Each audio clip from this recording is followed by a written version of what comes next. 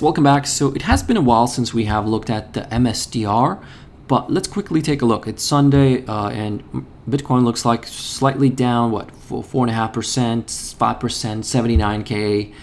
And BTC, I mean, it's a volatile asset. We know we're in the middle of volatility, and a lot of people were calling this name as a safe haven on Friday. But at the end of the day, I mean, we all know that it's a risky asset, okay? And the fact that it was inversing overall market, I mean, things happen like this, okay? So at some point when liquidity dries up, people are forced to sell winners. Same situation with the MSTR. It was holding up, so people didn't sell it as much. So, but this stock and the BTC itself have been in a downtrend. They have been surprisingly not as crazy volatile as some other names like tech names, but these names are volatile. And the fact that BTC swinging like 4 or 5% a day, I mean, nobody's surprised, okay? And you shouldn't be surprised to see that, even though market is overall S&P 17% down from its all-time highs. So MicroStrategy in a downtrend, and last time I talked about this one, I was talking about somewhere around here, saying it could definitely go to $200 levels once it cracks 200-day moving average. So this could be one of the names holding up above its 200-day moving average, because there's not that many names right now staying above its 200-day moving average. In S&P 500, there's only like maybe 20% of the stocks above their 200-day moving average. Everything is just got flushed down pretty big. So here's what I'm watching. So 50-day, of course, it's your resistance. That's your downtrend. And 200-day moving average at the moment for MSTR is at 250. Below, we have 230 support area. This is the area I would be watching. Very pivotal, because one day if it cracks 230, like right down to 180, this area of resistance, it can happen pretty fast actually. But again, at the end of the day, there's one quote that I like that I put together, Jesse Livermore. You can go take a look at my channel, 50 Investing Coach by Jesse Livermore. It is what people actually did in the market, in stock market, that counted, not what they said they were going to do.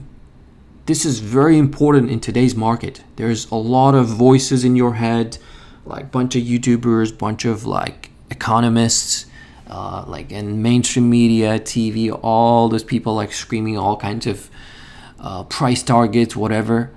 But at the end of the day, it's gonna matter what they did actually with their money in the market, not what they're saying right now, what they're going to do in the future, or what you should do. It doesn't matter. All that crap does not matter. What matters is what they actually are doing behind the curtains with their actual money. That's what matters for the price action, okay? So just remember that. And let's take a look at this. MicroStrategy, surprisingly holding up well, but again, it's a risk-on asset. Last week, they announced that they issued some shares, and they can still issue a little bit more, and I'm pretty sure they can themselves put a little bit of a pressure, and maybe they already sold some last week and they will sell more this week.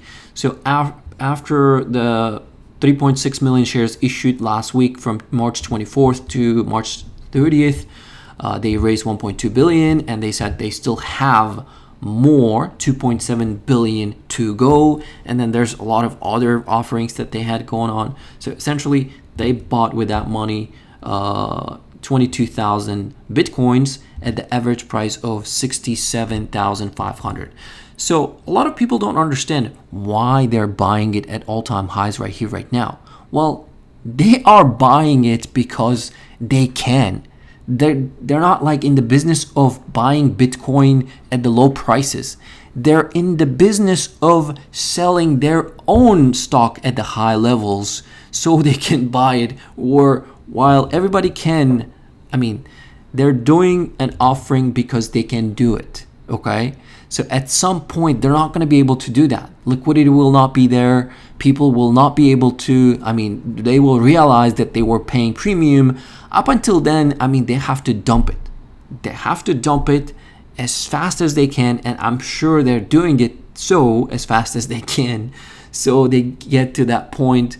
I don't know how much they wanted to own, 40 billion or something, right? So far, if you take a look at their holdings, looks like they spent like 36 billion according to their own filing, 35.6 billion. So they have 4 billion more to go. And the value of their coins at the moment, I mean, after Friday close, it was $42 billion. So how much they're up? I mean, so if their average price is 67,500, I mean, they're up only 20%. And that 20% is unrealized gains. Okay, there's no way they're going to realize it, okay, unless they sell it. I don't care about what people think, but again, my goal as a trader is pretty much protect my capital and be very, very frugal when it comes to like spending it in the market, where I don't know why people are still paying premium. Capitalization of the stock 76 billion, and you're essentially paying still almost 80% premium for the Bitcoin that you can just buy directly yourself and just hold it. But this is the update. And another thing is MSTR's average true range, which is volatility. Compared to many other stocks, it's not trading at its historic high volatility levels, but it's still trading at a premium, which is a lot of people, I mean, its average true range, ATR, at the moment, it's $20 and what is it? $27, which means it's the range of the stock for the last, like, if you take a look at 6 months from November, I mean, it was all the way at $47 levels when it was trading at these highs, because IB went pretty crazy and institutions have been selling the heck out of IV and capitalizing on you guys. And a lot of people just who don't understand options, and they just know only one way of expressing: buy stocks low, sell high. But in reality, in stock market, you can express yourself dozen different ways, which is option market, where look at the last time we're closed at the option expiration and we're closed in March option expiration. So essentially, it didn't do anything. Of course, it did give you some price fluctuations, but in the end, people who sold puts and calls, they're the ones laughing all the way to the bank, not people who are just buying and holding or averaging down. Those are the guys milking this name. So, and I was pretty much trading it, and I was thinking maybe they will do it again up until next option expiration, and then it will flush down. But again, it can happen anytime. It can, as soon as it cracks 250, I'm going to be watching 230 and then 180 for MSTR. But again, I know there's so much out there. You can literally shut off your media if you don't want to listen to, I mean, you shouldn't be actually listening to talking heads like me who are pretty much throwing all kinds of ideas. I mean, again, you can just follow the price action, follow this code, which is price action literally, and execute what you know. And this is another thing I want to show. Largest orders, where they were selling, and where's your resistance levels. So this is basically volume leaders, just shows me like largest orders, highest ranked orders. And you can see where big selling orders happened. Like number 2 happened right there at that price, $305 levels or so. 2 billion or so dumped, in my opinion, 2.3 billion. And then right there, somebody dumped $800 million, somewhere around the price of 340 something. So, and I think once we crack this 230, it can, I mean, downside can happen pretty fast. So that's my take. I mean, I'm still watching this to the downside, but again, I don't care about being right or wrong. Again, at the end of the day, we're all chasing that dream of being financially independent and pretty much freedom.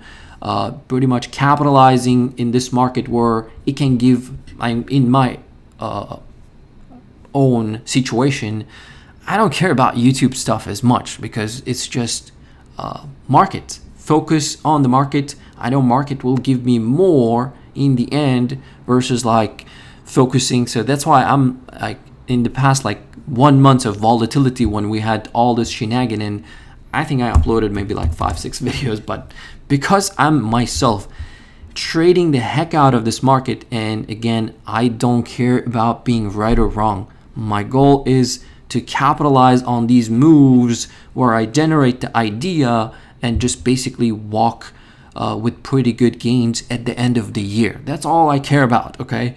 So if you're somebody who comes up and says, oh, you were predicting it wrong, I don't care. When I'm wrong, I mean, I try to be basically very protective and not to lose as much money as when I'm right. So that's the goal, essentially. So there's going to be, I mean, I have taken, like even on this move in the beginning of the year, SPY dropped 10%. I capitalized the heck out of it. And then right here on this very recent flush down, I started losing money. But year to date, I'm still up very nicely. So I'm a glass half full guy. So I didn't lose as much money as I could have, or as everybody else at the moment getting hit. So the goal at the end of the day, just make more money than you did last year and just beat yourself every single month or every single week, whatever the goal you have. That's the goal. Don't care about being right or wrong or arguing with people online. Just take a look at the price action, trust whatever your gut feeling has, and just execute and just be patient and just capitalize. This market is a gift. Volatility is a gift for traders and even for investors. There could be plenty of opportunities, like stocks that you couldn't have bought for a lot cheaper price in the last 3-4 years. Maybe it's coming up that time where you could start accumulating as they go lower and lower. If you're somebody who's like, yo, my time horizon is like 20 years, 15 years, 10 years. I mean, you will be for sure very well off if that's the case, if you're a long-term guy and psychologically you are in a much better place than us young guys who are very anxious and we just go in and out, and that's the only way we capitalize, or that's what has been working for us. That's why I'm a short-term trader, and I'm watching this name to the downside as well, just like every single stock out there. But again, just risk what you are willing to lose, and these videos are not a buy or sell recommendation. This is purely for entertainment purposes only. This is my MSTR update. Thanks for watching. I will see you guys in the next one. Peace.